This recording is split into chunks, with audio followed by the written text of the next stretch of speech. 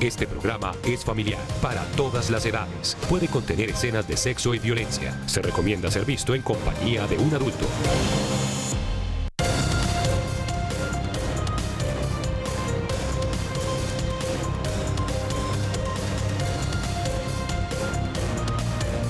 Aquí comienza Red Más Noticias. Desde nuestros estudios de Plaza Claro en Bogotá, esto es Red Más Noticias, emisión de la mañana.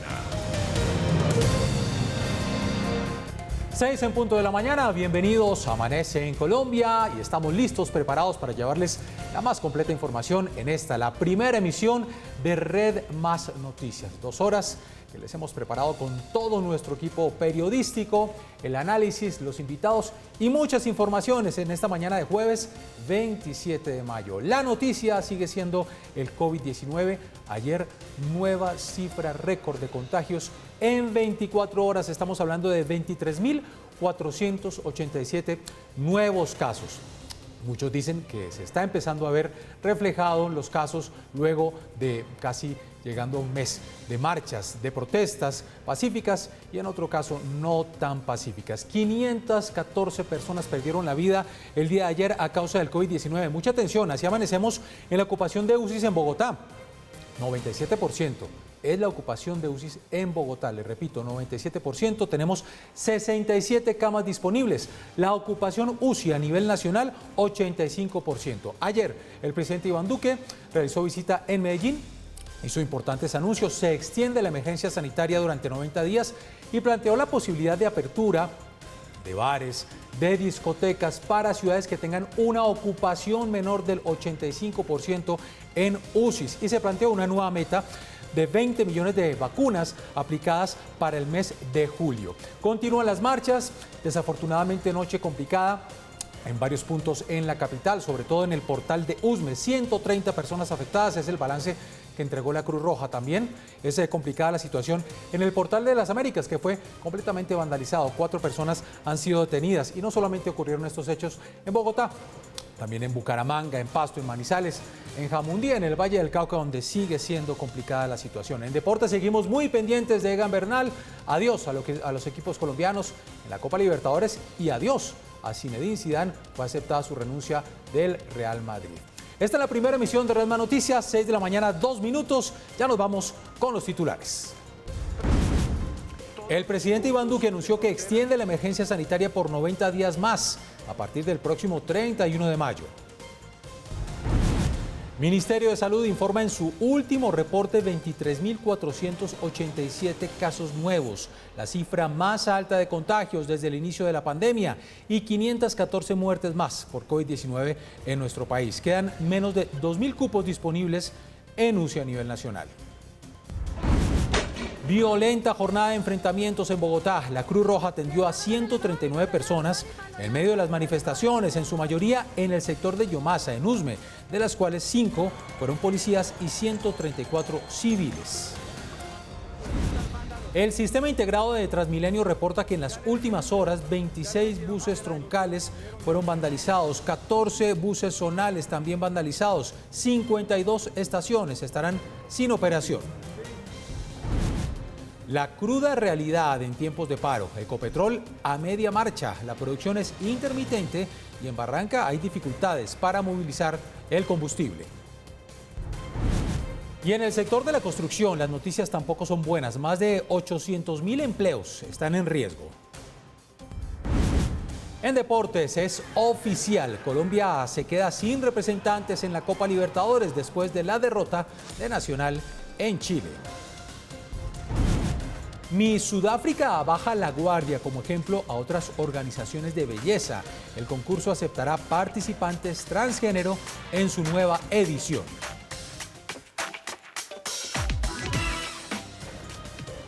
Seis de la mañana, 4 minutos. Nos preparamos con el pronóstico del clima para hoy jueves 27 de mayo.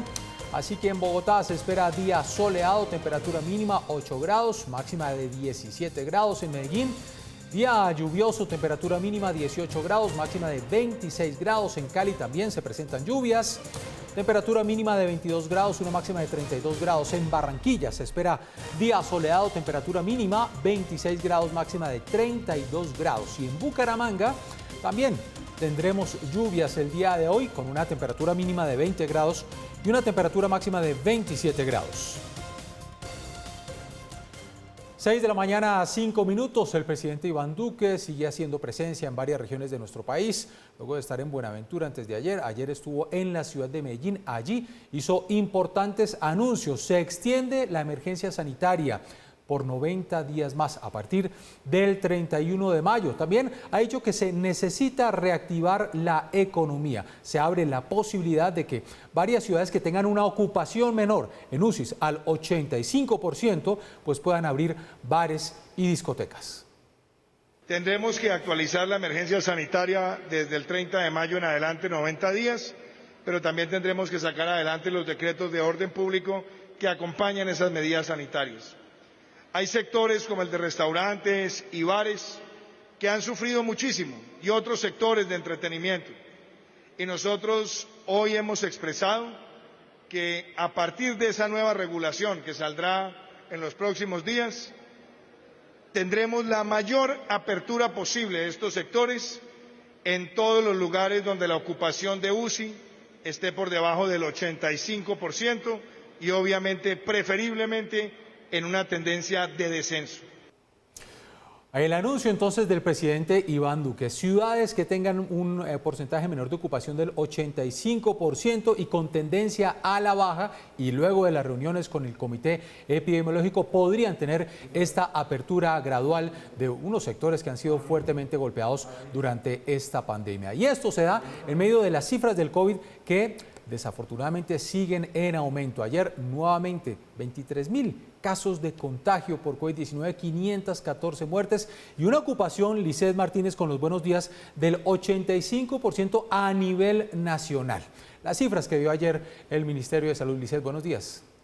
Jenner, televidentes, muy buenos días. Así es, la situación sigue siendo preocupante a nivel nacional, no solamente por ese aumento en el número de casos de contagio que, como usted bien mencionaba, fueron de 23.487 casos en el último reporte entregado por el Ministerio de Salud. A eso se suma también el número de muertes, que alcanza las 514 en ese último reporte. Cabe aclarar que en estas cifras no corresponden a las últimas 24 horas, sino es un conglomerado de un máximo de 15 días atrás. También la ocupación de unidades de cuidado intensivo en el país sigue siendo alta, pues alcanza el 85,07% pese a la expansión de este tipo de camas que viene realizando el Ministerio de Salud en conjunto con algunas alcaldías en ciertas ciudades. Pues recordemos que para el viernes había un total de 13.002 camas y a lo largo del fin de semana y estos últimos días se hizo una expansión de 60 camas nuevas para alcanzar 13.062, pero aún teniendo estas camas solamente hay disponibles más de 1.950, que eso preocupa, por lo que el llamado sigue siendo a que no se baje la guardia en este, que es uno de los picos más largos y también de los más complejos por los que atraviesa el país. Lizeth Martínez, Red Más Noticias.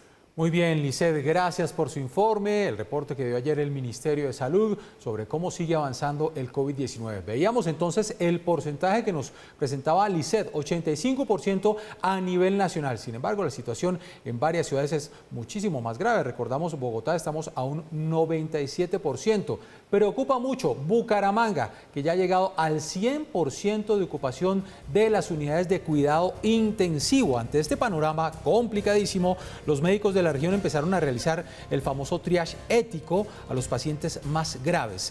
En varias instituciones hospitalarias se estableció que si se ocupa un cubículo de las unidades de cuidado intensivo, un comité de especialistas tendrá que escoger entre varios pacientes al que tenga mayor posibilidad de vida. En todo el departamento de Santander quedan 14 camas disponibles.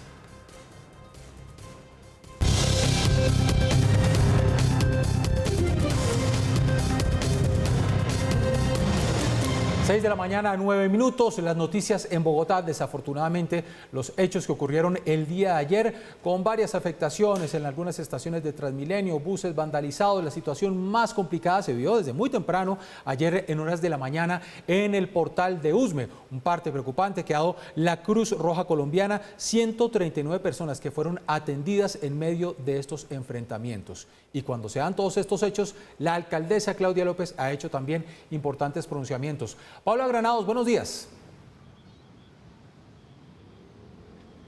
Hola Jenner, buenos días. Llueve levemente en Bogotá y los saludo aquí desde el portal Las Américas, titulado ahora por los manifestantes como Portal Resistencia. Y es que, mire, me encuentro aquí porque además de haberse presentado pues todos estos actos vandálicos en Usme, el segundo lugar donde también se dieron estos hechos fue aquí en el portal de Las Américas.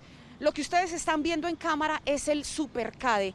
Ayer, al finalizar el día, cerca de las 10, 11 de la noche, así fue como quedó este CAI, después de que varias personas le empezaran a lanzar piedras, rompieron los vidrios, a pesar de que este Supercade pues estaba cubierto con polisombras y también con algunas mallas para protegerlo, debido a que este lugar desde el 28 de abril se ha convertido en el sitio en el que más actos vandálicos se presentan. Pues no sirvió de nada esa protección, porque al final los vándalos volvieron así, convirtieron esto en una zona de guerra. Cuando uno camina por las calles aquí de la ciudad, de la avenida Ciudad de Cali, está llena de piedras. Los vehículos tienen que pasar con mucho cuidado porque pues obviamente el suelo está lleno de piedras, de todos los adoquines que han sacado los vándalos y los han convertido en piedras para finalmente utilizarlos en esto, en vandalizar el Supercade, tanto la parte trasera como la delantera. Mire Jenner, y es que a propósito de todo esto que les estamos mostrando, ayer la alcaldesa de Bogotá entregó un balance a la ONU sobre los disturbios, sobre los heridos que se han presentado por todas estas marchas y todos estos disturbios. Lo que dijo la alcaldesa Claudia López. En este casi mes de paro, 238 de ellas han sido marchas, 78 han sido bloqueos. Y la ley, señora alta representante de la Oficina de la Alta Comisionada, la ley de Colombia autoriza a la policía a desbloquear el bloqueo de una vía. Entonces, ahí tenemos siempre dificultades, porque la ley lo autoriza, pero pues tratamos de tener toda la estancia de diálogo para que eso no se quede en una situación difícil. En ese balance que entregó la alcaldesa Claudia López, también se habló de cuántos civiles y cuántos policías han quedado heridos en todas estas jornadas que se han presentado en Bogotá, en el Portal de las Américas, en Usme, en Soacha. Lo que dijo la alcaldesa frente a este reporte. Hemos tenido más policías que civiles heridos. Hay 380 policías heridos. De ellos, 17 muy graves, 17 muy delicados. 361 civiles heridos, de ellos 5 muy delicados. Son diferentes puntos en la ciudad en los que pues se han presentado este tipo de actos vandálicos, pero pareciera que de allí no se mueven los manifestantes que lanzan piedra y que lanzan dañan toda la infraestructura de Bogotá. De esos 5 puntos también se le rindió informe ayer a la ONU. El 72% de todos estos actos, de los 775 actividades de protesta, el 72% de ellas y de las denuncias que hemos recibido de presunto abuso de poder o abuso policial están concentradas en 4 puntos de nuestra ciudad. En 5 en realidad. Están concentradas en el Portal de las Américas y sus alrededores, en el Portal de la 80 sobre Engativá, cerca al Portal de Suba, en Suba, sobre la autopista sur, que además conduce a nuestro vecino municipio de Soacha, que también ha tenido situaciones muy difíciles, y en el centro, sobre todo en la Plaza de Bolívar. 72 de cada 100 denuncias, pese a que ha habido manifestaciones en toda la ciudad, vienen fundamentalmente de estos 5 puntos. Mire, y es que así como ayer la Cruz Roja reportaba 139 personas heridas entre el Portal de las Américas y Usme, la alcaldesa Claudia López también le entregó en ese informe, en ese balance a la ONU, la cantidad de jóvenes que han tenido heridas y que han resultado pues también afectados en sus ojos y también en su cara. Jóvenes que han recibido lesiones faciales o oculares.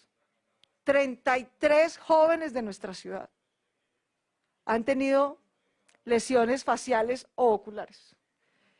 Quiero decir que este es uno de los casos, de manera un poco excepcional, en el que la alcaldía denuncia más casos que los defensores de derechos humanos de los mismos jóvenes.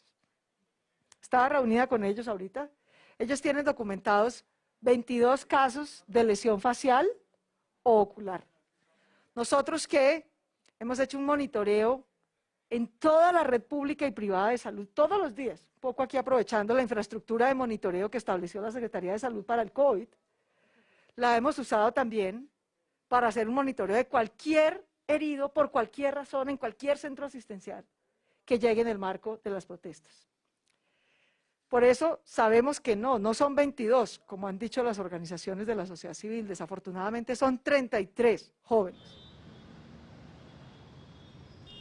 Lo que inició ayer como un bloqueo y el cierre del portal de Usme y de un paro de transportadores en Yomasa, que es a 20 minutos allí del portal de Usme, pues ya en la tarde se convirtió en todo un campo de batalla entre pues, el ESMAD y los manifestantes. En el siguiente informe de nuestro compañero Alexander Gómez les contamos sobre la jornada que se vivió ayer allí en Yomasa, en Usme.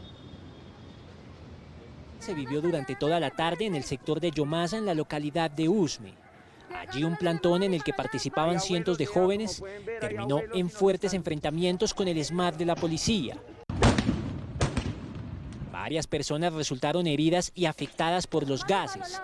Incluso una misión médica fue atacada y los gestores de paz del distrito resultaron amedrentados, como lo denunció el secretario de Gobierno Luis Ernesto Gómez. Rogamos a los habitantes de Usme permitir el paso de la misión médica para brindar atención a los lesionados. Si revisamos la historia, no estoy de acuerdo con temas de actos vandálicos, pero si revisamos la historia, ningún premio, ningún beneficio, ningún derecho, porque ni siquiera es premio, ningún derecho nunca se consiguió por las buenas. ¿Por qué? Porque simplemente el gobierno, la oligarquía, los altos mandos quieren todo para ellos y nunca para nosotros los demás escasos recursos. Los fuertes disturbios volvieron a generar problemas de movilidad.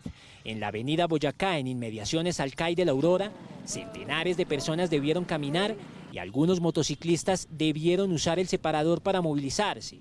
Algunos coinciden en apoyar la protesta, pero sin bloqueos. Necesitamos alimentos, necesitamos que nuestros hijos vuelvan al colegio, necesitamos que todo cambie, pero que el pueblo no joda al pueblo. También se vieron largas filas de camiones, tractomulas y vehículos particulares atascados por los bloqueos. Varios afectados exigen a los principales actores del paro menos charla y más acción. Entonces, señor presidente, por favor, no se deje manipular de tantas negociaciones chimbas.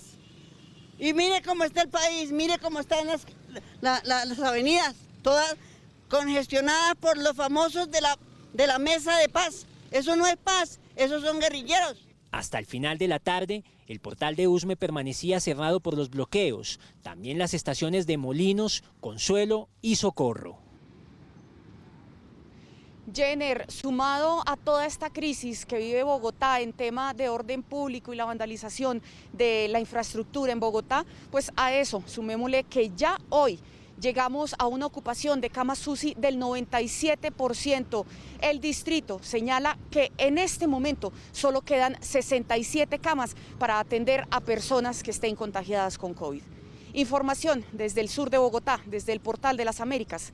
Paula Granados, Red Más Noticias. Gracias, Paula. Pues prácticamente destruido el Portal de las Américas, tal como usted nos lo mostraba. Es difícil la situación que se vivió ayer en Usme y mañana pues hay nueva convocatoria a marchas.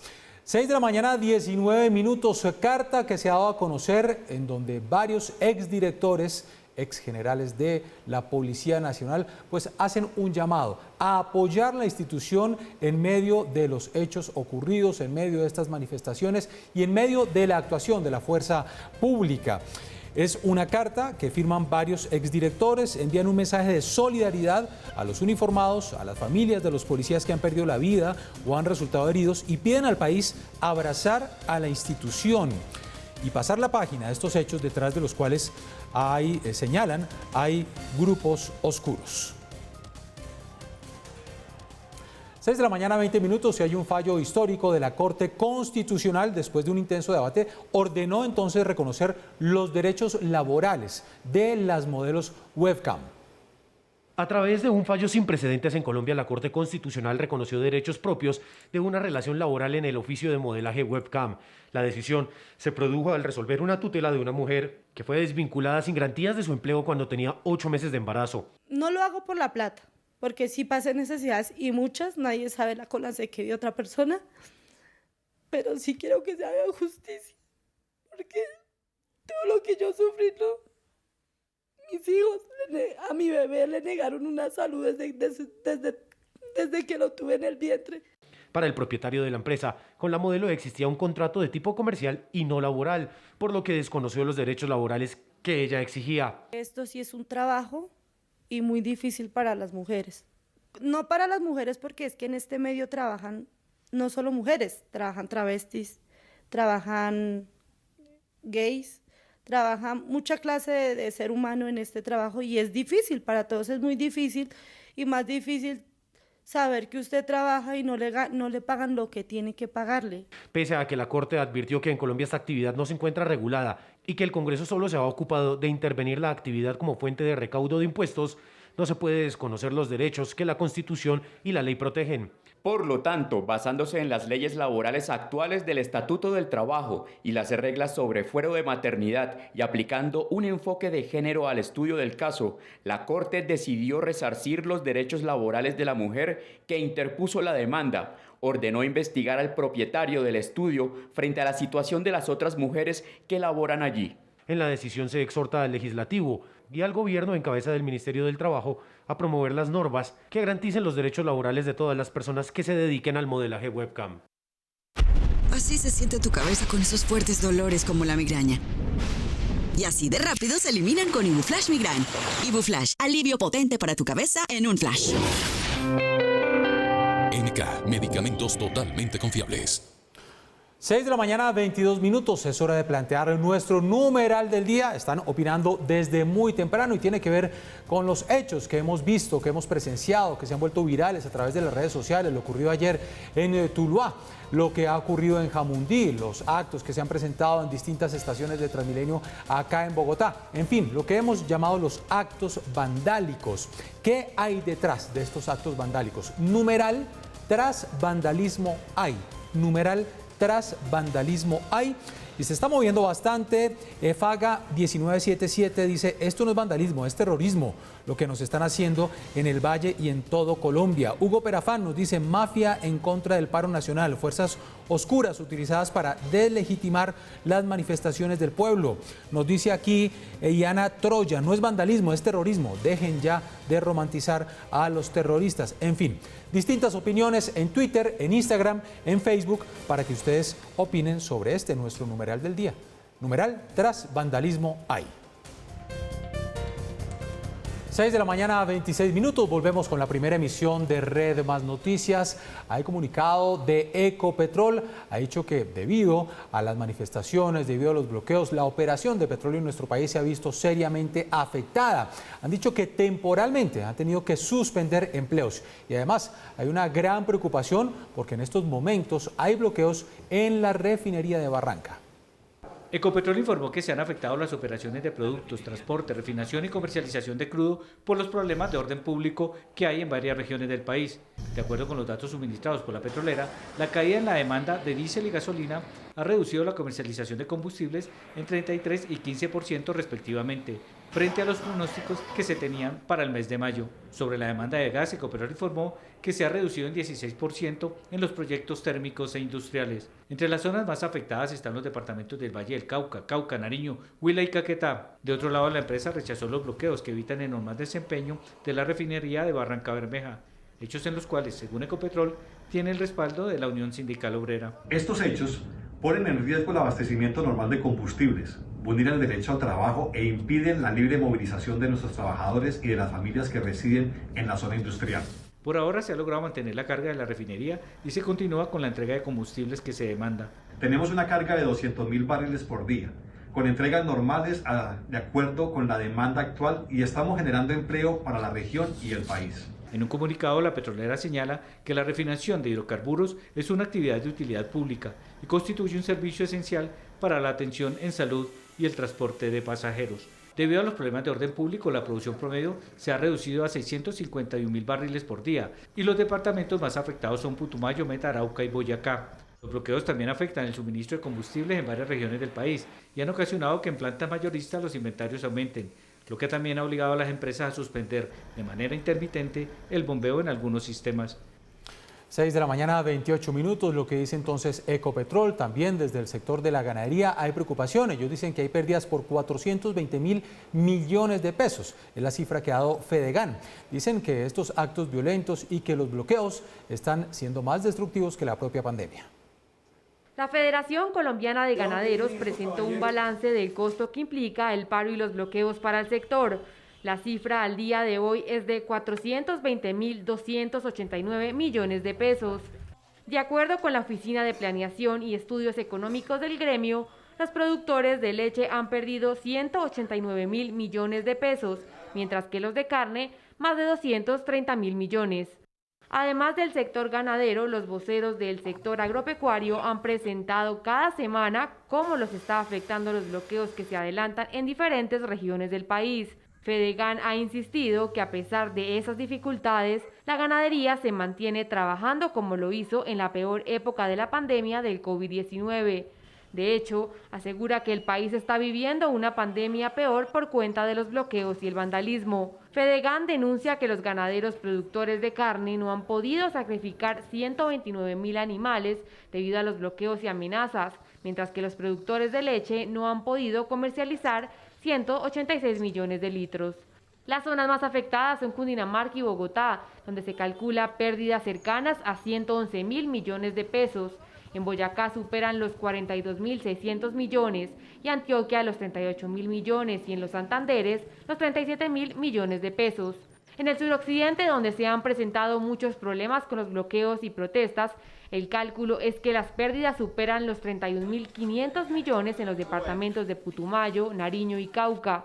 La producción de carne y leche en Meta, Valle, Huila y Tolima también ha sido fuertemente afectado por los bloqueos. 6 de la mañana, 30 minutos, y el sector de la construcción también ha expresado preocupación debido a estos bloqueos y a estos hechos violentos que se vienen presentando en las últimas horas y en los últimos días. Las cifras que entrega Camacol, las pérdidas son del orden de 3.5 billones de pesos y 850.000 empleos estarían en riesgo. El impacto negativo de los bloqueos y violencia que se dan en el marco del paro nacional se ha sentido muy fuerte en el sector constructor, según Camacol. El gremio presentó un nuevo balance y asegura que cada día son más los empleos que están en riesgo. Tenemos que decir que 850.000 trabajadores de la construcción tienen en riesgo su trabajo y el sustento de los hogares, ya sea porque no pueden llegar a sus sitios de trabajo o porque cuando llegan a las obras encuentran proyectos totalmente desabastecidos. De acuerdo con el gremio constructor, por cada día de paro se ponen en riesgo 31.000 empleos adicionales. Mientras tanto, los costos de las pérdidas siguen en aumento. Esto quiere decir que llevamos pérdidas por 3.5 billones de pesos en inversión y 1.5 billones del valor agregado que este sector le aporta a la economía. Además de los más de 1.700 proyectos que se han afectado, también tienen problemas quienes hacen parte de la cadena de producción de materiales. Estamos hablando también de la cadena de abastecimiento.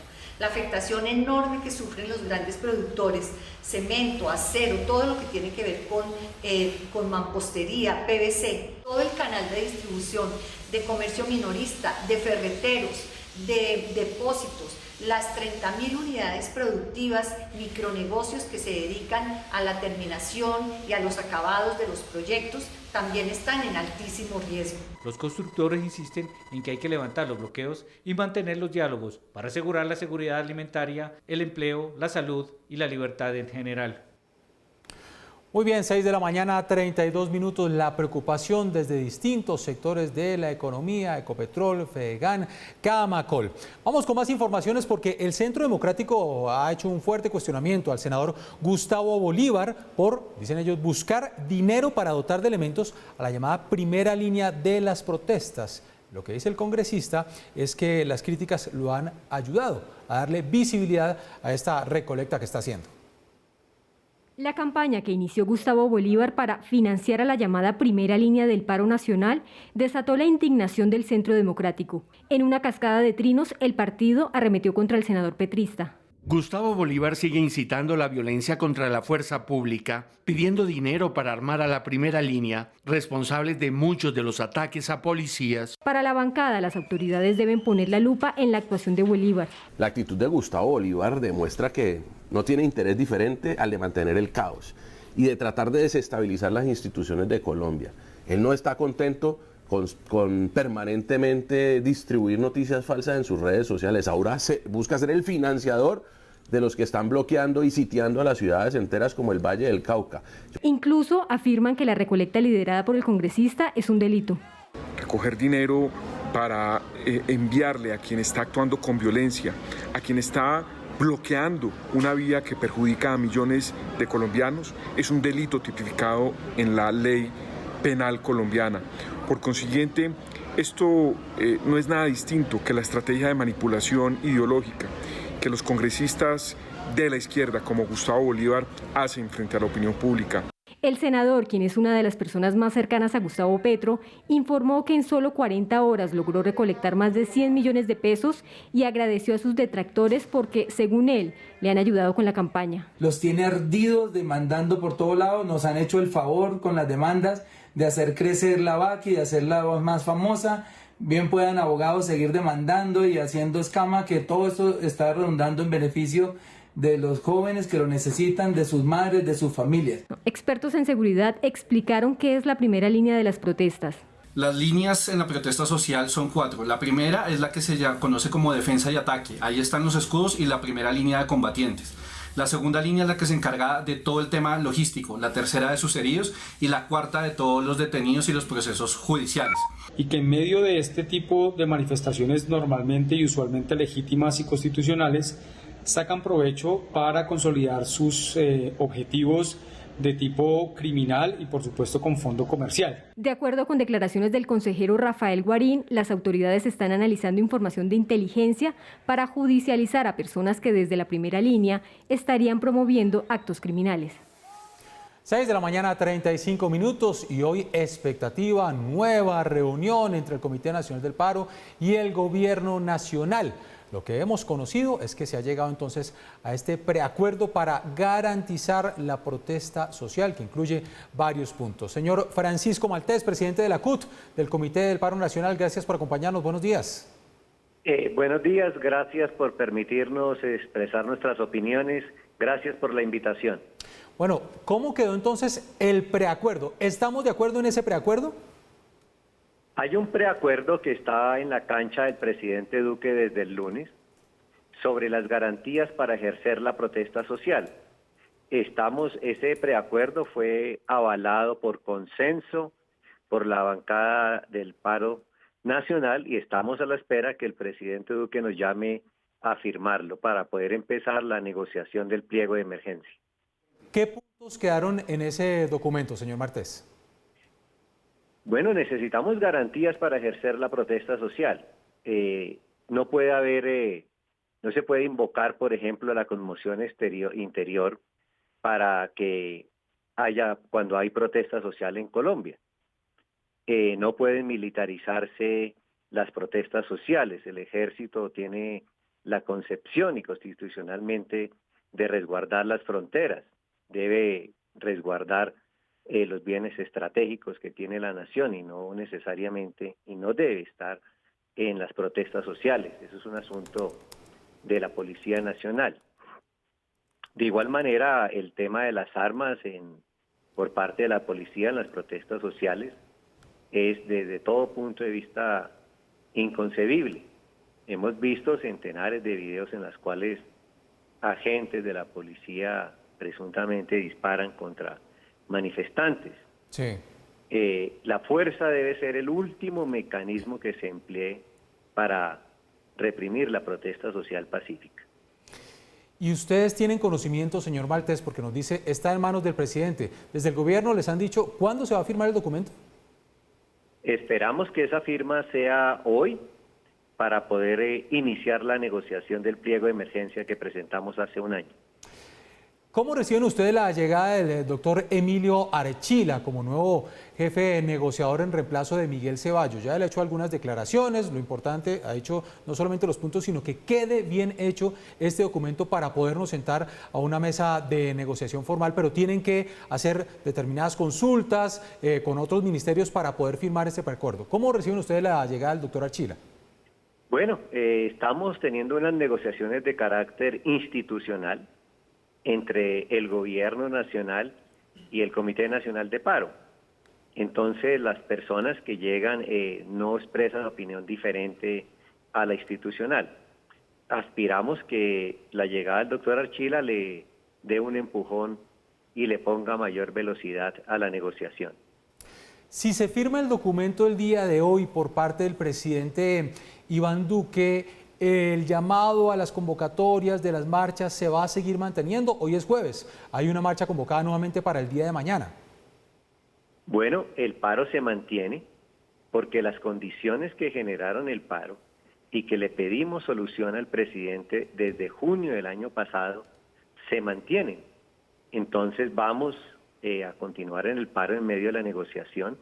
Le hemos dicho al gobierno que se instalen 7 mesas que trabajen de forma simultánea para que cada una de las mesas aboque uno de los puntos del pliego de emergencia y que nos pongamos una meta para firmar esto antes del 4 de junio. Eso es una expresión de nuestra voluntad política de llegar a un acuerdo con la mayor rapidez posible. Es decir, señor Maltés, a pesar de que se firme este preacuerdo para poder garantizar las protestas, de que se establezca una mesa formal de diálogo, de que se sienten, ¿van a continuar las protestas? ¿Va a continuar la convocatoria de paro? Así es, continúa el paro y mañana realizaremos conciertos en todo el país cuando se celebra el primer mes de haber arrancado el paro nacional.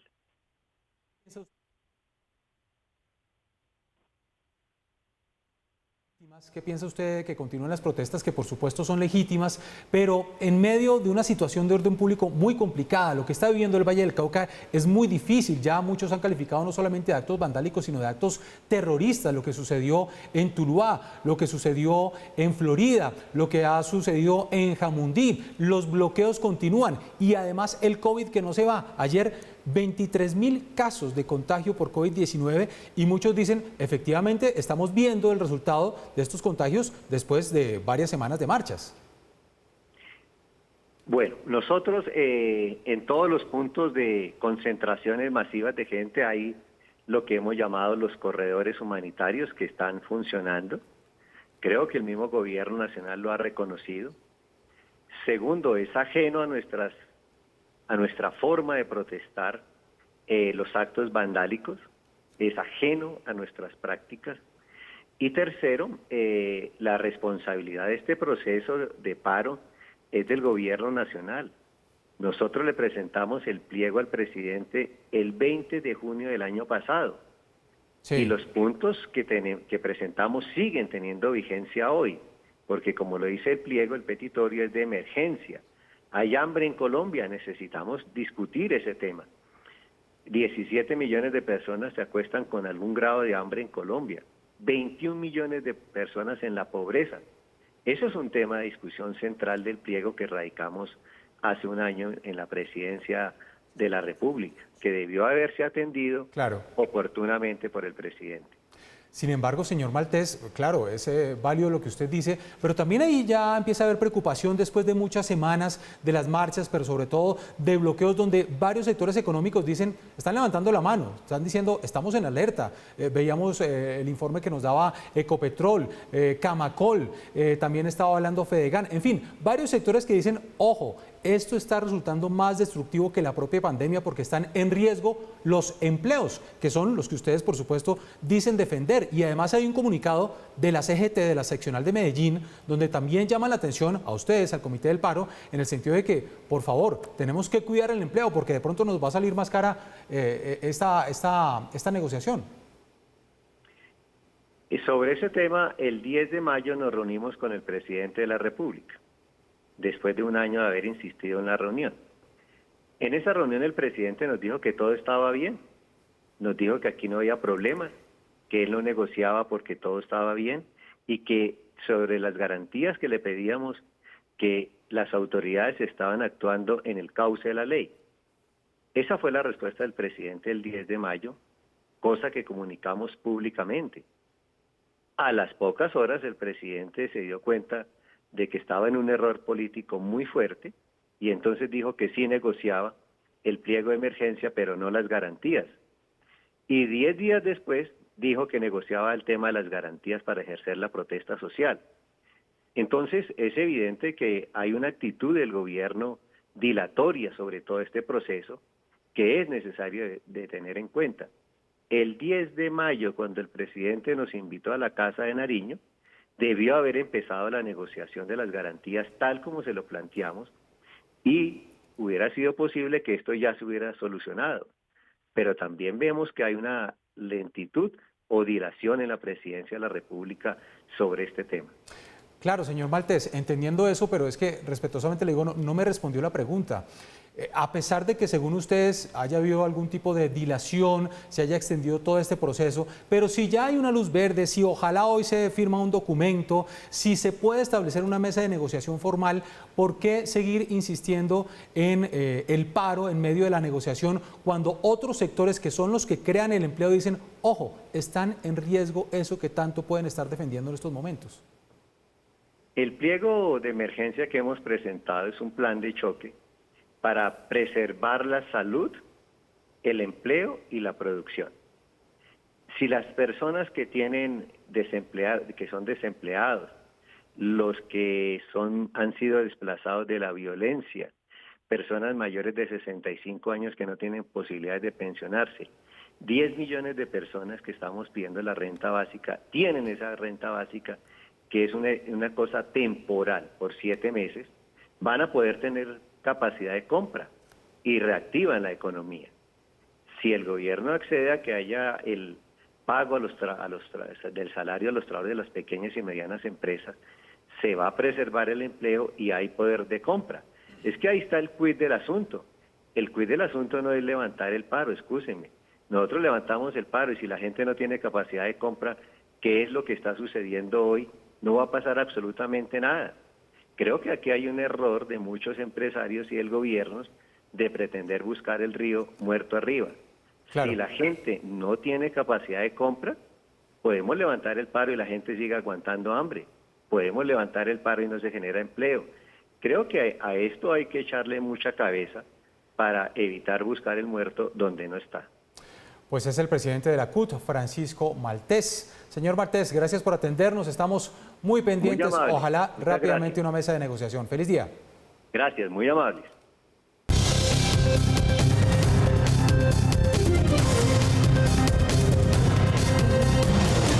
6 de la mañana, 46 minutos. Vamos a las regiones de nuestro país. Michael, buenos días. Muy buenos días, Jenner, y a los televidentes de Red Más Noticias. Ayer el presidente Iván Duque estuvo en la ciudad de Medellín.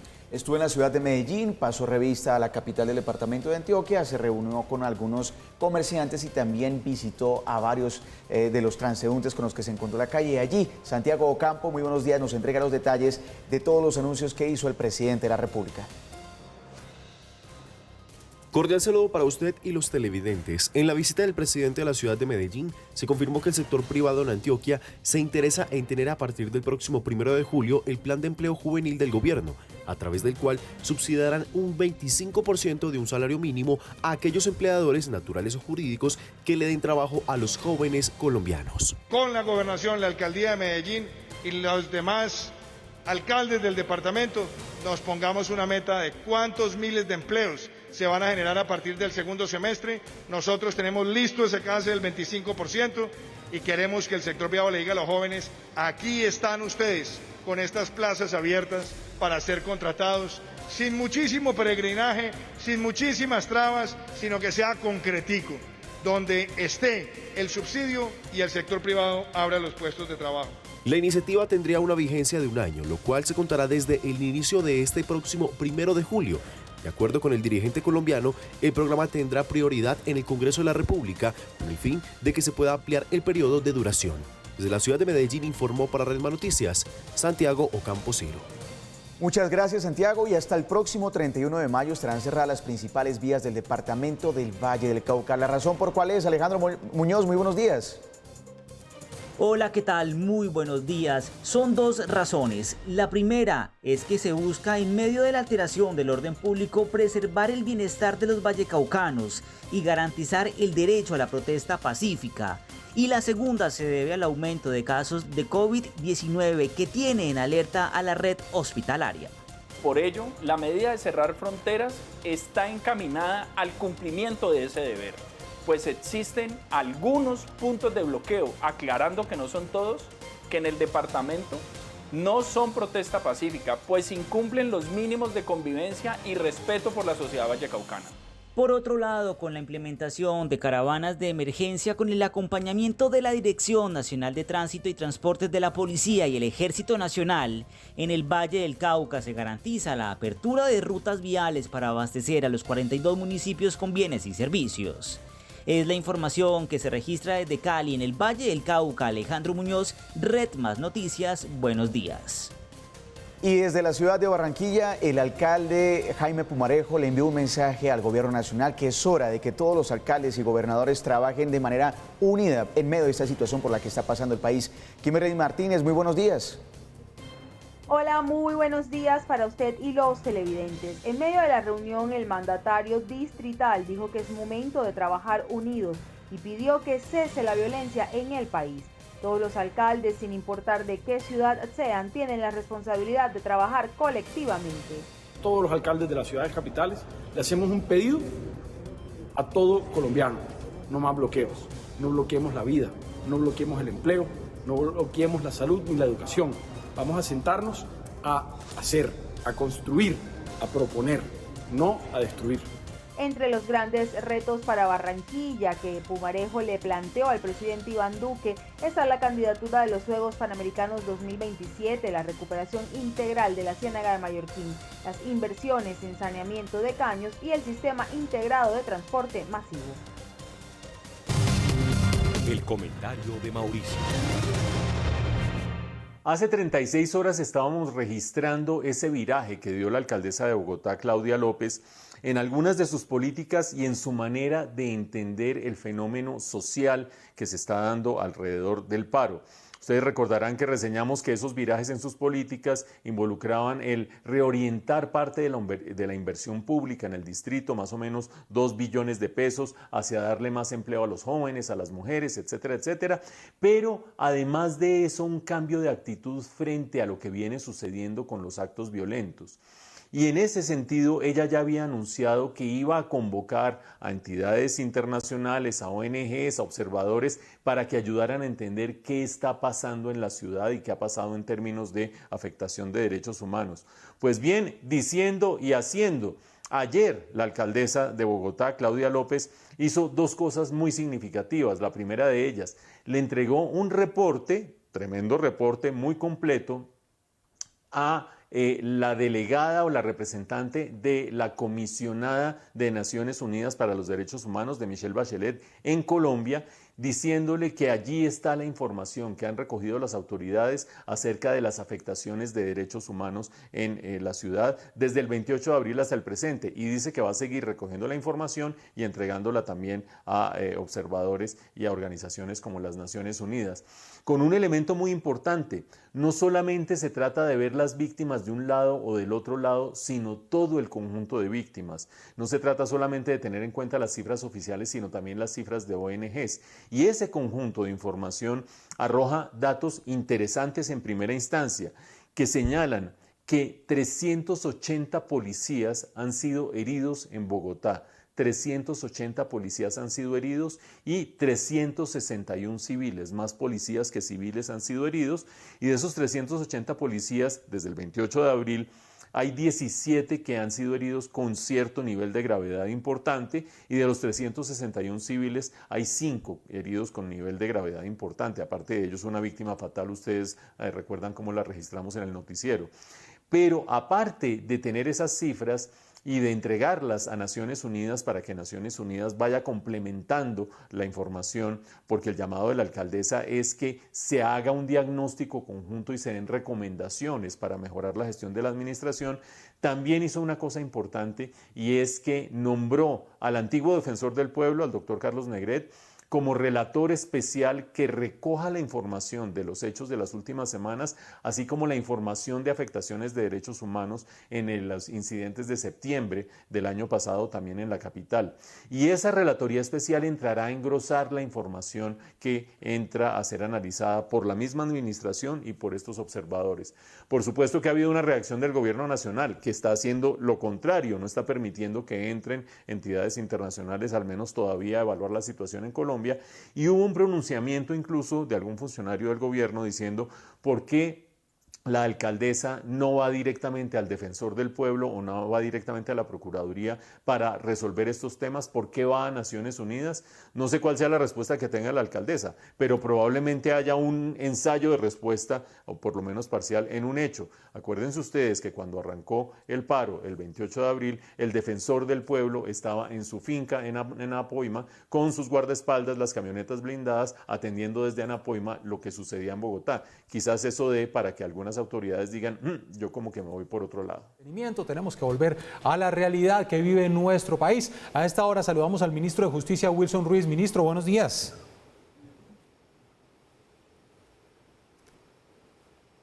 Señor ministro, buenos días. Muy buenos días. Un saludo muy especial, Jenner Bedoya, y a todos los televidentes a esta hora de la mañana. Un placer tenerlo acá en Red Más Noticias. Usted nos atiende desde Tuluá, una tierra que ha sido fuertemente golpeada luego de estos actos vandálicos, otros los han calificado de actos terroristas, y con la quema del Palacio de Justicia. Ministro, ¿cuál es la situación de Tuluá y del Palacio? ¿Cómo quedó?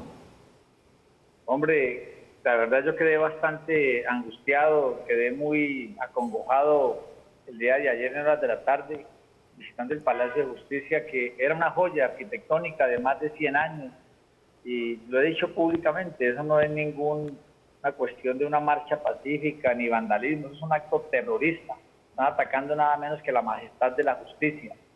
La verdad que esto es bastante complejo lo que está pasando, porque están atacando ya no solamente el Palacio de Justicia, en días pasados también atacaron 6 casas de justicia, que lo que hacen es servir a la gente más humilde y pobre de nuestro país. Ministro, la quema del Palacio de Justicia, muchos se han preguntado qué hay detrás. No solamente un hecho de protesta, no solamente un acto vandálico, sino que además de ser una joya arquitectónica, adentro había varios procesos. Sí, como ministro de Justicia en compañía del Fiscal General de la Nación y después de los hechos presentados en Tuluá, la reacción policial permitió la captura de 17 personas señaladas de participar en acciones vandálicas. En este atentado contra la justicia fueron atacados los 7.480 y pico de procesos. Físico, estamos hablando, que ahí se llevaban. También hay que tener en cuenta que habían 24 despachos judiciales y habían 134 servidores judiciales que allí funcionaban. Esto se suma a las 6 casas de justicia que te acabé de mencionar, vandalizadas la semana pasada. Lo que te quiero decir con esto es que en el juzgado tercero penal de circuito que funcionaba allí en el Palacio de Justicia, había desde luego investigaciones y a puertas de fallar, procesos contra guerrilleros, contra narcotraficantes y delincuentes de alto impacto. Es mucha coincidencia porque están atacando aquellos lugares como en Popayán, donde hay investigaciones penales en curso muy delicadas en nuestro país. De modo que es un SOS para que todas las autoridades nos acompañen en diferentes partes del país. Como ministro de Justicia, Jenner, decirte que rechazo y condeno todos los actos de terrorismo que buscan sembrar este caos y miedo. La majestad de la justicia está siendo atacada, vulnerada y burlada por aquellos que creen que el caos es forma para hacerse sentir. Lo dije desde la misma noche cuando se presentó este hecho de terrorismo. Bloquearon la salida del cuerpo de bomberos, luego lo atacaron y quemaron sin misericordia el Palacio de Justicia. Sí. Esto me recuerda ayer en mi época de estudiante en la Facultad de Derecho de la ciudad de Cali, cuando había enfrentamientos de terroristas queriendo meter miedo, ese caos y ese temor. No nos van a doblegar, la delincuencia no se impondrá en un Estado social de derecho como es Colombia. Claro. Estoy completamente seguro que el país se va a reponer. Ministro, hablemos un poco más de esos procesos, 7.480 procesos judiciales que físicamente se quemaron. ¿No queda entonces rastro de estos procesos? Bueno, que estamos investigando actualmente, estamos Jenner en un conteo en estos momentos con los diferentes estamentos judiciales para tratar de reconstruir aquellos que fueron quemados, porque recuerda que generalmente se sacan muchas copias, a ver cómo empezamos a reconstruir para que no haya impunidad en estos casos tan delicados. No se puede dar una cifra exacta, porque el día de ayer estuvimos trabajando arduamente, recogiendo todas las pruebas por parte de la Fiscalía para poder dar resultados lo más pronto posible y hallar a estos responsables que han quemado el Palacio de Justicia en Tuluá. Ministro, por favor, repítanos, ¿contra quién se llevaban estos procesos? Sí, lo que hemos indagado, Jenner, es que allí se llevaban procesos en contra de narcotraficantes. No podemos olvidar que Tuluá hace parte del norte del valle. Entonces allí se llevaban procesos en contra de narcotraficantes, de subversivos o guerrilleros y también de delincuentes de alto impacto. Esa es la investigación que se está haciendo por parte de la Fiscalía General de la Nación para determinar el impacto que se está ocasionando a la sociedad colombiana. ¿Son actos sistemáticos, son actos fríamente organizados, calculados los hechos que estamos viviendo, sobre todo lo que se vio en Tuluá? Pero por supuesto que sí, Jenner. Eso es lo que estamos nosotros estableciendo como gobierno nacional con toda la justicia colombiana. Ayer en el Consejo de Seguridad estuvimos con toda la cúpula, con todos los generales, con el ministro de la Defensa, y decirte que sí, todas las autoridades ayer anunciamos en Tuluá, incluso el ofrecimiento de una recompensa de 200 millones de pesos a quien dé información que conduzca a los responsables de los hechos violentos que involucran millonarias pérdidas, ataque a la institucionalidad y la muerte de un ciudadano que también se está investigando. Usted es del Valle del Cauca, ministro, usted nació en Florida, donde ayer también teníamos noticias tristemente de este bus atacado, quemado, con coteros de caña. ¿Cuál es la lectura que usted hace sobre lo que ocurre en su departamento, lo que está ocurriendo en Valle del Cauca? Porque no solamente es la situación en Cali, es la situación en Jamundí, es lo que se vio en Tuluá, lo que se vio en Florida, con los bloqueos, la situación en Buenaventura. Sí, Jenner, yo soy efectivamente de acá del Valle del Cauca. El presidente de la República delegó a Ana María Palau, que es la delegada para las regiones, a Lina Arbeláez, directora nacional del ICBF, y Susana Correa, que todo el mundo conocemos aquí en el Valle del Cauca y el suscrito. ¿Por qué? Porque nosotros sentimos todo lo que está pasando y como vallecaucanos conocemos toda la idiosincrasia, cómo nos tenemos que mover acá, de modo que estamos cumpliendo con esa delegación del señor presidente de la República, Iván Duque, y creo que esto en los próximos días aspiramos a que haya un buen acuerdo. Lo que nos han dicho el gobierno nacional es que sería importante que no se levantara la mesa, no se instale la mesa, por supuesto, quitaran los bloqueos. Es que, Jenny, póngase a pensar lo siguiente, yo que lo he vivido aquí en carne propia. Ayer, por ejemplo, tratamos de pasar de Cartago a Tuluá y nos tocó vía aérea, uno que lo hubiera podido hacer en una hora aproximadamente. Uno se pone a pensar en toda la gente que no lo pueden abastecer por culpa de un bloqueo. Es que en ninguna parte de la Constitución está ni en la ley. Por eso lo he dicho públicamente, quien haga bloqueos en nuestro país tendrá una pena de 24 o 48 meses, porque esos son delitos. Estamos atentando contra los elementos básicos de la sociedad colombiana. Imagínense, escuchaba yo ahora a Fernando Ruiz, a mi colega, el ministro de Salud, y decía que las 3 semanas que se vienen son mucho más críticas. Ya prácticamente no hay una cama disponible ¿Por qué? Porque toda esta gente irresponsablemente sale a las calles sin los elementos de bioseguridad y por eso el contagio tan masivo. Entonces me parece ni crítico ni quiera empatar todo lo que son los alimentos para los colombianos. Y aquí el Valle Cauca no es ajeno a ello. Sí, pues ministro de Justicia Wilson Ruiz, estamos muy pendientes de la situación de todo el país y por supuesto del Valle del Cauca. Ojalá entonces se instale prontamente esta mesa de negociación. Acabamos de tener, le cuento, hace algunos minutos a Francisco Maltés y él dice que el paro sigue, que no están de acuerdo por supuesto con estos actos vandálicos y ojalá se levanten estos bloqueos. Ministro, gracias por atendernos, feliz día. Ya, buen día, que me mucho, chao. Así se siente tu cabeza con esos fuertes dolores como la migraña. Elimínalos así de rápido con Ibuflash Migran. Ibuflash, alivio potente para tu cabeza en un flash. NK, medicamentos totalmente confiables. 7 de la mañana, 18 minutos. Vamos a hablar ahora con la senadora del Centro Democrático, Paola Holguín. Ella ha dicho ayer en una intervención virtual en el Senado que se está engañando a la comunidad internacional, que se están inflando las cifras de las víctimas que ha dejado este paro nacional. Y pronunció una frase polémica que muchos interpretaron de buena forma y otros de mala forma. Dejen de estar llorando por un solo ojo. Senadora Paola Holguín, buenos días. Buenos días, un saludo para usted y para todos los que a esta hora nos escuchan. Senadora, ¿qué fue lo que usted quiso decir con esta frase? No, es que ni siquiera es lo que quise decir, la frase es lo suficientemente clara. Yo les decía, mire, no engañen más a la comunidad internacional, hablen de toda la historia, porque no hablan de lo que está costando los bloqueos, de la carencia de alimentos, del desabastecimiento de comida, de medicina, de las empresas que están teniendo que cerrar y los empleos que se están perdiendo. Y les dije, es que ustedes lloran por un solo ojo y solo les gusta unas víctimas. Siempre citan a unas, ¿por qué no las citan a todas? Todos son colombianos, todos tienen los mismos derechos, porque ellos querían que se modificara el reglamento tal como lo establece la Constitución y la ley para los ascensos, y se metiera en el proceso una audiencia, algo que no se hace porque ese es un proceso reglado por la Constitución y la ley para escuchar a las víctimas. Y yo les dije, mire, es que pasó en el debate al ministro de Defensa, escuchamos sus víctimas, pero no a todas las víctimas. Hagan todas las audiencias que quieran, hagan todos los debates que quieran, pero escuchémoslas a todas. Pero yo jamás hice referencia a los muchachos, ni a un marchante, ni a los que le habían sacado. ¿Sabe qué me preocupa a mí? Sí, senadora. Que a raíz de esa manipulación que ellos hicieron del video, yo tuve ayer cientos de amenazas de muerte. Irresponsablemente. Ellos manipulan y mienten. Y yo voy a entablar una demanda penal y disciplinaria contra Antonio Sanguino y contra Gustavo Bolívar por lo que hicieron. Y los hago responsables por lo que nos llegue a pasar. Pero es que eso no se vale.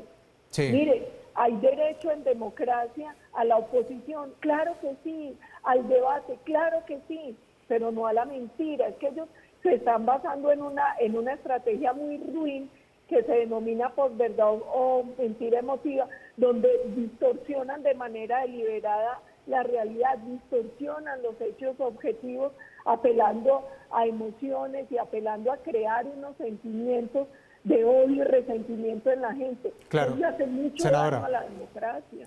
Senadora, entonces para que hagamos claridad, cuando usted pronuncia esta frase, ¿se refiere a las víctimas tanto de un lado como del otro? Claro, es que basta con que miren las intervenciones. Yo 2 veces usé la frase. Si la miran completa, yo lo que les estoy diciendo es que miren todo lo que ha pasado con las marchas. Ellos solo quieren mirar un lado. Ellos no quieren mirar todos los heridos, todos los muertos, solo uno. Ellos no quieren mirar la destrucción, el vandalismo y el terrorismo y las consecuencias que ha provocado las marchas. Ellos le están mintiendo a la comunidad internacional. Ellos hablan de desaparecidos y cuando aparecen no corrigen las cifras. Ellos hablan de montones, de centenares de muertos. Hay 17 muertos ligados con el tema de las manifestaciones y está en proceso de investigación para que los responsables tengan que asumir todo el peso de la ley. Ellos hablan de unas cifras que no existen. que no existen. Ellos están engañando a los colombianos y a la comunidad internacional. Nosotros queremos verdad y justicia sobre todos los hechos, pero sobre todos los hechos y basados en la verdad. Senadora, ¿cuál es su mensaje para esas personas que desafortunadamente en medio de las marchas, de los enfrentamientos, se han visto afectados precisamente tal vez un disparo, han perdido la visión, han perdido un ojo? ¿Cuál es su mensaje para esas personas haciendo la salvedad y la aclaración sobre la frase que usted pronunció el día de ayer? Varias cosas. La primera, toda la solidaridad y el respeto por todas las víctimas, por todas las víctimas. Dos, un llamado para que entendamos algo. Colombia es un país que, como todos los países, tiene dificultades y las dificultades se superan con trabajo, con unidad, con esfuerzo, no con destrucción, no con violencia, ni vandalismo, ni terrorismo. Nosotros tenemos una fuerza pública legítima que cumple una obligación constitucional y legal, y cuando alguna gente de esa fuerza ha abusado del poder o se ha equivocado, siempre se han surtido las investigaciones y siempre han tenido que asumir los errores. Pero aquí no se vale deslegitimar la institucionalidad, aquí no se vale pretender que existan víctimas de primera y de segunda y ciudadanos de primera y de segunda. Perfecto, senadora. Hecha entonces la aclaración. Estamos a la expectativa de la votación hoy en la moción de censura en Senado contra el ministro de Defensa, Diego Molano. ¿Cuál va a ser la posición del Centro Democrático? Nosotros vamos a apoyar al ministro Diego Molano. Nosotros creemos que él está haciendo un enorme esfuerzo para cumplir la obligación constitucional y legal que tiene de garantizar el orden público, y también hacemos un llamado a todos para que por favor como demócratas marquen una diferencia entre el derecho a disentir, entre la marcha pacífica, que es un derecho constitucional que aquí se ha garantizado en más de 9.000 actividades, de la violencia, el vandalismo y el terrorismo que se ha presentado más o menos en unas 1.000 ocasiones donde ha tenido que intervenir el ESMAD. Es la senadora del Centro Democrático, Paola Holguín. Senadora, gracias por atendernos, gracias por la aclaración. Gracias a ustedes. 7 de la mañana, 27 minutos. Noticias con la vicepresidenta y canciller Marta Lucía Ramírez. Continúa su gira por los Estados Unidos y al parecer hay un giro en la fecha que se había planteado para la visita de la CIDH, de la Comisión Interamericana de Derechos Humanos, al país. Inicialmente, recordemos, la funcionaria había dicho que el Comité Interamericano de Derechos Humanos podía llegar a Colombia hasta el 29 de junio. Sin embargo, desde Estados Unidos, la vicepresidenta y canciller se desmarcó de esas declaraciones, afirmando que fue la misma CIDH la que había puesto esa fecha, pero que sin problema Colombia lo recibiría mañana mismo, si así lo deseara el organismo internacional. 7 de la mañana, 28 minutos, y continuamos hablando del hallazgo de 400 kilogramos de cocaína en una avioneta en San Andrés. Recordemos, ayer la Fiscalía dio la noticia de que fueron enviados a la cárcel los dos personas que estaban tripulando esta aeronave que estaba enviando estos estupefacientes a Estados Unidos. Aeronave adscrita a una empresa propiedad del esposo de la actriz y comediante Alejandra Azcárate. Fabián Forero, buenos días. Usted está en San Andrés. Buenos días, amanece en San Andrés el eco de la noticia del hallazgo de un cargamento de cocaína de 446 kilos, no cesa aquí en San Andrés. Los dos involucrados, Juan Camilo Cadena y Harold Rivera, pues no aceptaron los cargos, se declararon inocentes y fueron trasladados aquí a San Andrés desde Providencia. Ellos están en la cárcel de Nueva Esperanza. Sobre estos hechos y sobre cómo es el tráfico de drogas aquí en la isla, nos habló la coronel María Elena Gómez. Esta estupefaciente llegaba a la isla de Providencia para posteriormente salir en lanchas rápidas, Go Fast, para Norteamérica. La comandante de la Policía de San Andrés también nos aseguró que se van a redoblar los operativos en estas zonas, sobre todo en Providencia, para evitar la llegada de nuevos cargamentos con droga. Es la información desde San Andrés, Islas Fabián Forero, Red Más Noticias. Muy bien, Fabián Forero, desde San Andrés a las 7 de la mañana, 30 minutos. A esta hora saludamos a la representante María José Pizarro. Representante, buenos días. Muy buenos días, Henner. ¿Cómo estás? Un saludo a quienes nos escuchan en este momento. Queremos indagar un poco más en lo sucedido en el debate de moción de censura en la Cámara de Representantes, con un hecho que ha llamado la atención y es el pedido que ustedes hicieron a algunos policías que estaban presentes en ese debate. Les dijeron el llamado de atención con el representante también Inti Asprilla, con Ángela María Robledo, al preguntarles ustedes qué hacen acá. Y esto llamó un poco la atención de los policías. Decían, estamos haciendo nuestro trabajo. ¿Qué fue lo que exactamente sucedió, representante?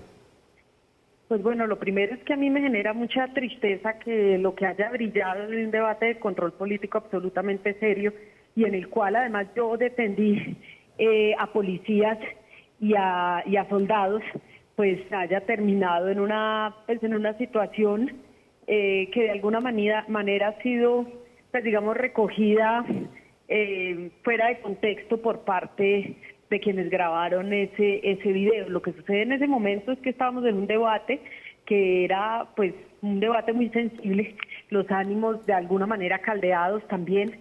En ese momento intervenía el representante John Jairo Hoyos, quien ustedes saben ha estado presente en distintos puntos en Cali, quien ha estado en medio de las balaceras, bueno, en una situación muy compleja.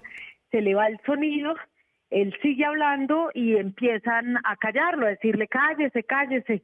Nosotros pues obviamente exigimos respeto por el representante John Jairo Hoyos del partido de la U que estaba interviniendo, y eso, pues tú sabes, además los hombres tienen una gestualidad mucho más fuerte y empezaron pues digamos como en ese manoteo típico de los hombres en este país. Nosotros fuimos a calmar los ánimos, a decirles que por favor se tranquilizaran, a quienes estaban de lado y lado de alguna manera vociferando y manoseando y en ese momento, cuando ya las cosas se estaban calmando, pues ingresa la policía. Yo quiero decir que la policía estaba presente todo el tiempo en el debate, porque en últimas la policía estaba citada, pues de alguna manera también a esta moción de censura, en el sentido de que es una citación al Ministerio de Defensa. Pero hay unos policías que siempre están afuera, ellos nunca entran al recinto. Ellos siempre están afuera en las puertas, obviamente custodiando la seguridad del Capitolio, pero en ese momento ingresaron al recinto ya del Capitolio como para intentar de alguna manera pues disuadir una situación incómoda que se estaba presentando, pero es un momento en el que ya tampoco era necesario, porque ya pues obviamente los representantes que saben qué es lo que están haciendo, que saben que están en el recinto, o sea que no se van a ir a los puños ni muchísimo menos, pues sencillamente ya estaban pues de alguna manera tranquilos. Entonces era absolutamente innecesaria la presencia en ese momento, y en medio de una situación tensa, en un debate precisamente que trata sobre eso, pues que ellos ingresaran de esa manera al Capitolio. Entonces habían muchos policías mirando el debate en el recinto, pero el uniforme de quienes ingresaron era diferente, son las personas que custodian el Capitolio, y nos pareció innecesario. Entonces, pero representante, aquí no hay necesidad, eso fue todo. ¿Reconoce usted también que quizá el tono en el que se dirigieron a los policías que en ese momento, según usted, estaban ingresando, no fue el adecuado? Y es más, hablando de manoteos de hombres, pues el propio representante Inti Asprilla fue el que se vio manoteando a los policías. Pues mira, yo no tengo esa gestualidad, yo no les dije nada desagradable, le dije, ¿qué hacen aquí? No es necesario. Sí, eso fue lo que dije. Ahora yo no, pues yo sí, pues puedo decir que no es la primera vez que pasa. Otra vez estaba yo hablando y también me colocaron unas mujeres policías, eso ocurrió hace más o menos en el 2019, también me colocaron 2 mujeres policías atrás, eso nunca pasa con ningún representante, y pues resulta así ser un poco intimidante. Ahora, si en medio de la emoción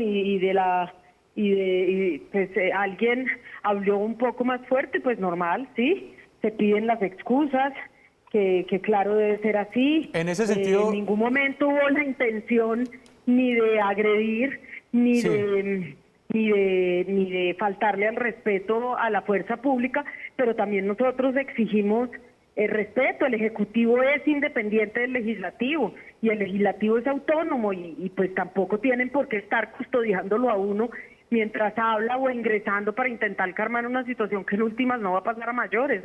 Es innecesario, y menos en un debate de moción de censura sobre la violencia y la brutalidad policial.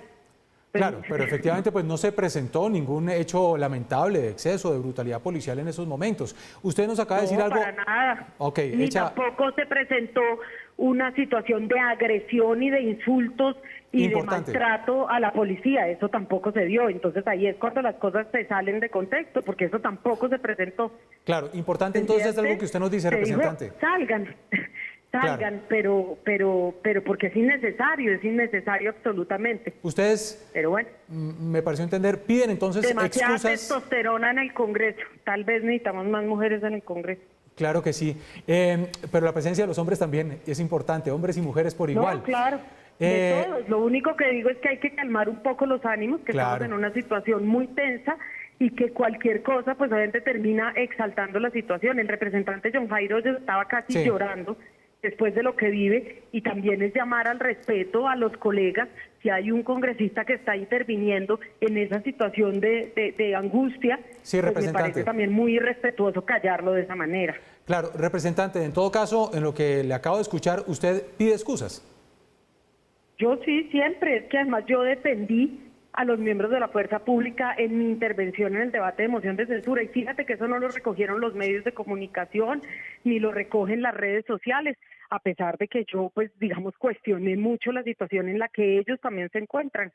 ¿Sí? Hecha entonces la aclaración, Representante a la Cámara por la lista decente de María José Pizarro, gracias por atendernos, un feliz día. A ustedes, muchas gracias. Muy bien, 7 de la mañana, 37 minutos. Piden entonces excusas, apoyo a la fuerza pública, es lo que ha dicho la representante María José Pizarro. Nos vamos con la entrevista que le hizo nuestro director Giovanni Celis al ex comisionado de paz Miguel Ceballos y ahora candidato a la presidencia de la República. Ya a esta hora en Redman Noticias saludamos al ex comisionado de paz Miguel Ceballos y ahora candidato presidencial. Doctor Ceballos, bienvenido a Redman Noticias, buenas noches. Muy buenas noches, Giovanni, para usted y para todas las personas que siguen Redman Noticias. Doctor Ceballos, ¿y por qué le picó ese bichito ahora de la presidencia de la República? Bueno, yo llevo más de 25 años, Giovanni, enseñando Derecho y he sido decano de una escuela de ciencia política, enseñando ciencia política también todo este largo periodo de tiempo. Entonces ese bichito me picó hace mucho tiempo, aún antes de ser alto comisionado para la paz, pero lo que es importante en este momento es que ha llegado el momento, y eso lo hemos decidido con mi esposa, con mis hijos, de no solamente enseñar la política, sino de ejercerla. Doctor Ceballos, ¿y qué quiere decir tú? Bueno, tú es el nombre del movimiento social que yo le quiero presentar a los colombianos. Tú quiere decir transformando y uniendo a Colombia, pero tú también eres tú, el que estás viendo estas pantallas, porque debemos cambiar la política del yo, es decir, centrada en los ismos, el uribismo, el gavirismo, el santismo, el duquismo, etcétera, a pasar a una política del tú, una política en la cual sea la persona que debe transformar realmente el país, que son todos los ciudadanos y no solamente el que los invita a que voten por él. ¿Quién lo respalda, doctor Ceballos? Se lo pregunto con todo el respeto y aprecio del mundo, porque sus relaciones con Álvaro Uribe no quedaron bien. Con el presidente no lo sabemos. Y del otro lado no se ve qué filiación es la suya. ¿Cuál es el gran soporte de Miguel Ceballos para tratar de llegar a la presidencia de la República?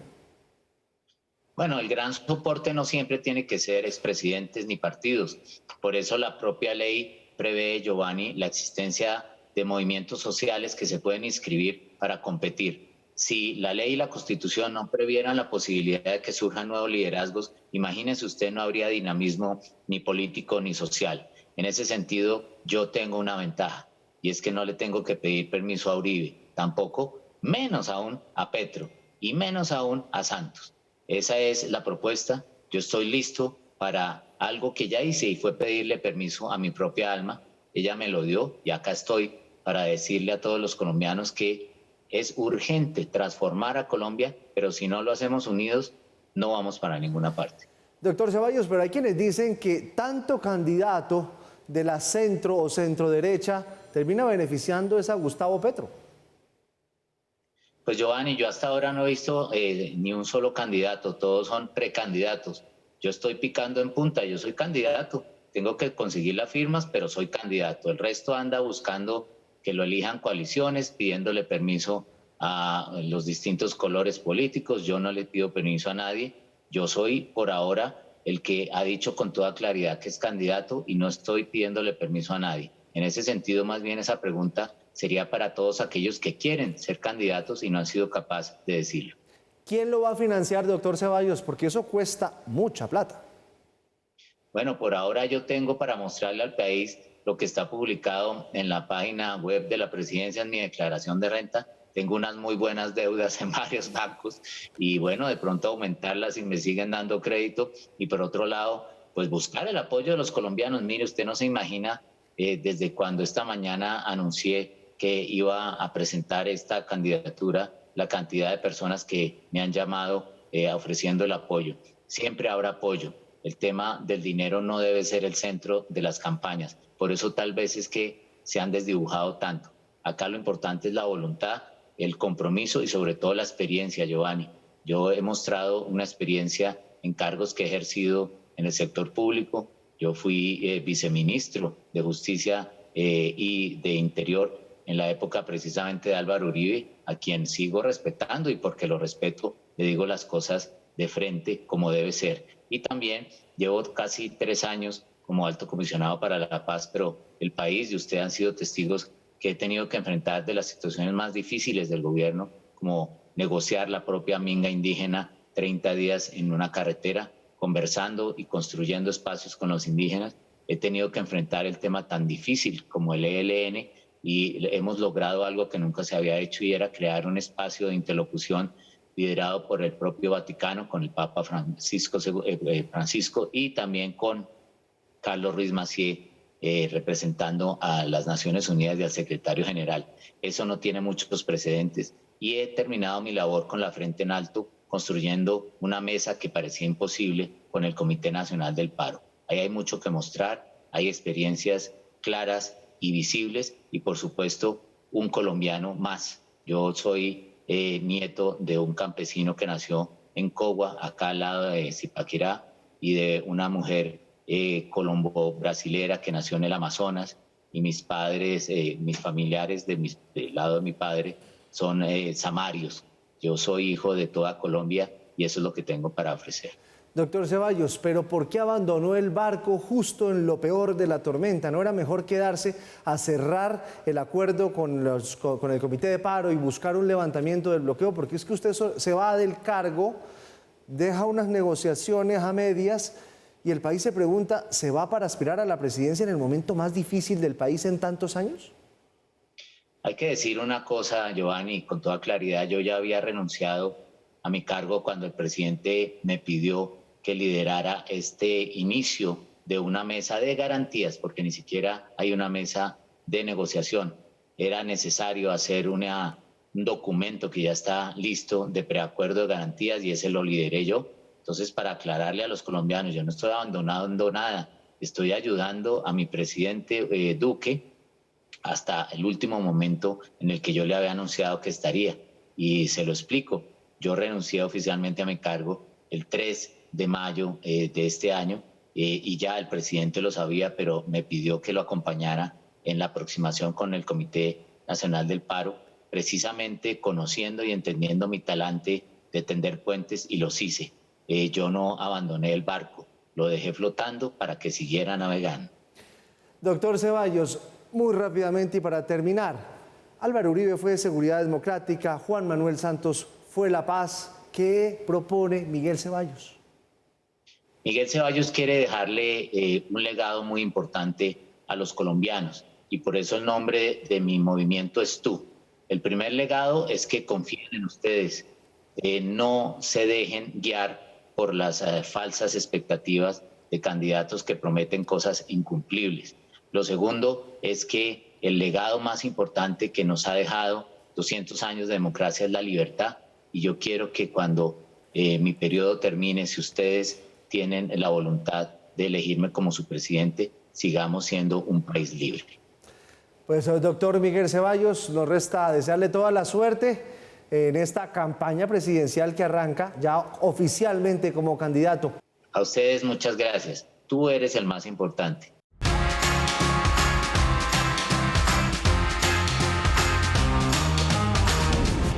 Y nos encontramos de nuevo para hablar de entretenimiento, y esta vez hay que referirnos a la Agencia de las Naciones Unidas para los Refugiados, ACNUR.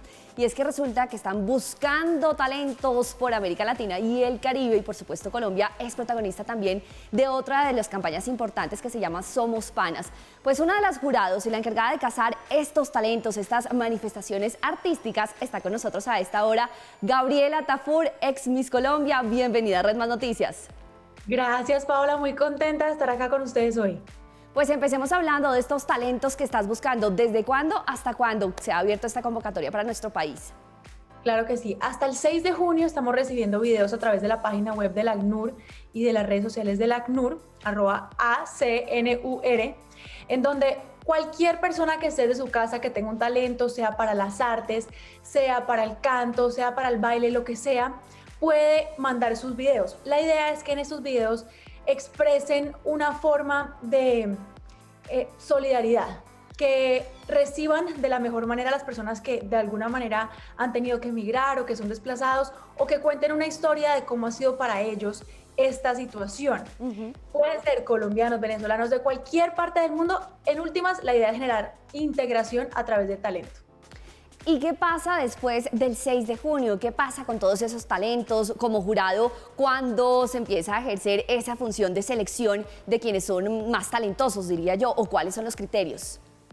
Va a haber un proceso de preselección, lo que te digo, la idea es que nos muestren sus talentos y que con ese talento generemos integración. Entonces, una vez tengamos todos los videos, vamos a hacer un proceso de preselección para determinar quiénes van a ser los ganadores. Esos ganadores van a recibir unos premios, pero en últimas el premio mayor es la integración. Pues entonces está abierta, Gabriela, la convocatoria para participar y, por supuesto, sentirnos más cerca de aquellas personas que hemos acogido en nuestro país. Una preguntita rápida antes de despedirla por cuenta de una noticia que hoy también contamos en nuestro noticiero y tiene que ver con la decisión de Miss Sudáfrica de recibir transexuales dentro de su convocatoria. También, ¿usted qué opina de eso, ya siendo Miss Colombia de hace unos añitos? Yo siempre he sido partícipe de cualquier mujer debe participar en los concursos de belleza. Vimos ese primer paso en España cuando Ángela Ponce fue la primera transexual en participar en Miss Universo, así que aplaudo estas iniciativas en donde ya se incluye a todo tipo de mujer, porque en última las mujeres trans son mujeres. Bueno, Gabriela, muchísimas gracias, un abrazo y estamos pendientes entonces de este trabajo de Cazatalentos. Con gusto. 7 de la mañana, 58 minutos. Mucha atención, importante anuncio que ha hecho el ministro de Salud y también el ministro de Defensa, avanzando en este Plan Nacional de Vacunación en la etapa 3, donde ya entran los miembros de la fuerza pública. Así que se espera que 377.000 hombres y mujeres de la fuerza pública comiencen a ser vacunados. Que vamos a entregar a partir de hoy, los próximos 2 días, un total de 250.364 dosis de vacuna, de las cuales 165.914 estarán dirigidas a las fuerzas militares y 84.450 a la policía. Pues ahí tienen ustedes la buena noticia, 377.000 miembros de la fuerza pública que comenzarán a ser vacunados para continuar este Plan Nacional de Vacunación en esta etapa 3. 7 de la mañana, 58 minutos. Paola, feliz jueves para usted. Nos vemos en horas de la noche. Sí, señor, pero también le tengo una invitación especial para mañana. Un invitado de lujo que no se pueden perder porque nos va a hablar de lo inexplicable y un gran actor en Hollywood. No sé si usted ya hace conjeturas sobre quién puede ser. ¿Quién?